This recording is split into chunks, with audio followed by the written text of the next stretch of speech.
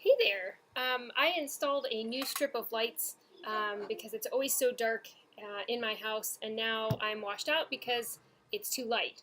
Ironic. But nonetheless, I found Rampage Imperial IPA, and this is brewed by Black Diamond Brewing Company, which is now in Concord, California, so 2 cities away from me.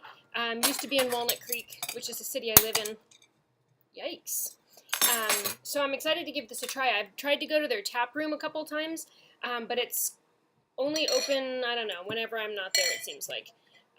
So Imperial IPA, and this was actually recommended to go with my tacos last night by the beer guy at Whole Foods, but it's going to go with, I don't even know, artichoke, antipasto, pesto. I don't even know what I'm having for dinner tonight. But anyway, so this should be great to try. So 9% alcohol. Black Diamond does some really great beers. Although I can't think of what they're called now. I haven't had any in a while. And it's BJCP category 14C. So Imperial, again, is like a double IPA, extra hoppy, and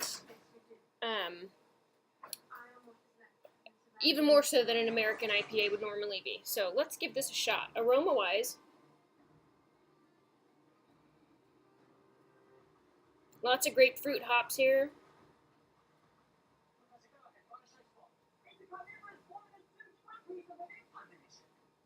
Kind of has a citrusy smell other than grapefruit, which is kind of nice.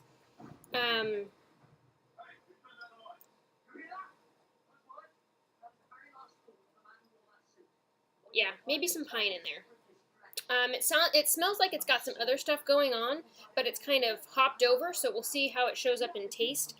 Color-wise, it's almost like an amber ale. It's like a red, golden red color, and it's a little hazy, but just a little bit.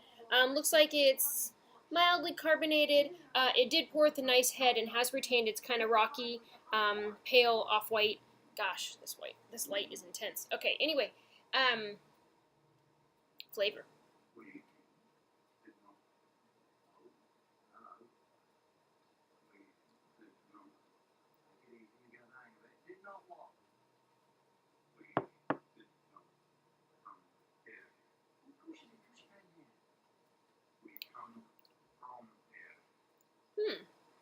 Interesting. This is a pretty intense hop beer.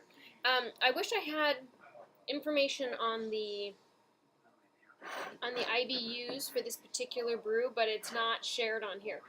The range for the category is between 60 and 120. So expected to be pretty hardcore. Gosh, maybe if I shield this from the light, yeah, that would be a little bit better. But sorry about the light quality. But anyway, I'll figure out lighting in my house eventually. It's good for makeup, not good for videos. But nonetheless, this has let's see.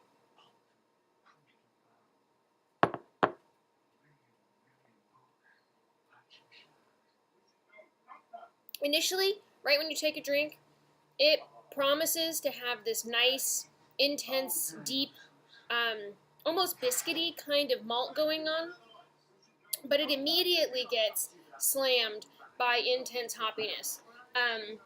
And so I want to say it's not as balanced as I prefer, but really when you're drinking an Imperial IPA, you're expecting a pretty intense hop punch.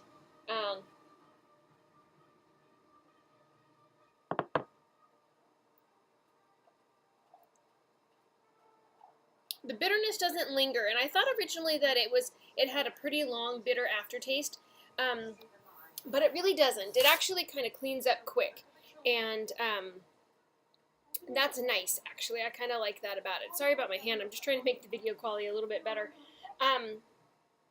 So, mouthfeel-wise, it's probably medium body.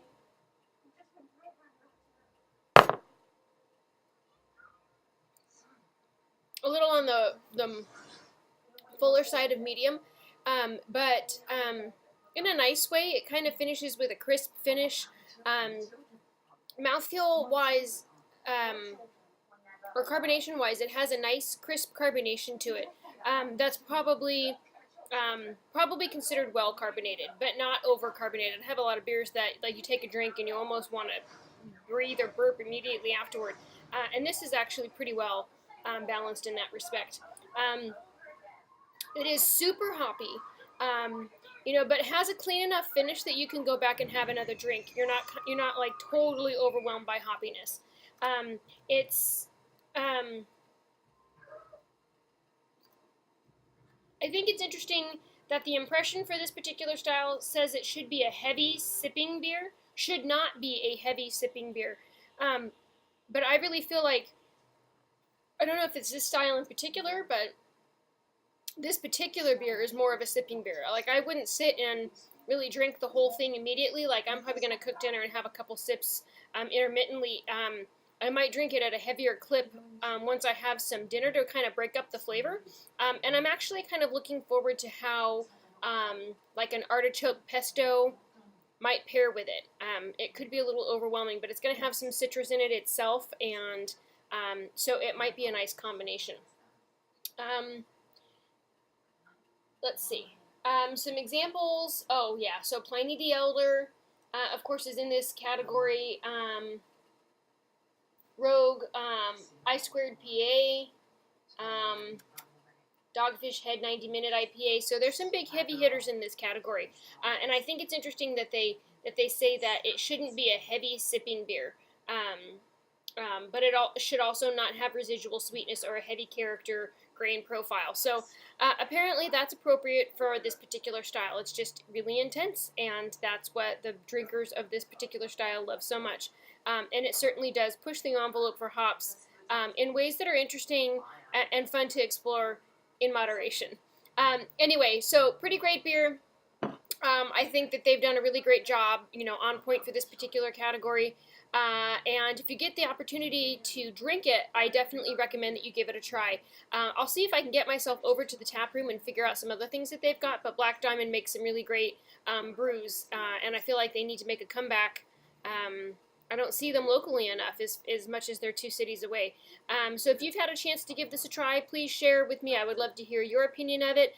Share with me some of your opinions about other good double IPAs. I like to hear about those as well. Thank you so much for watching, and have a good night.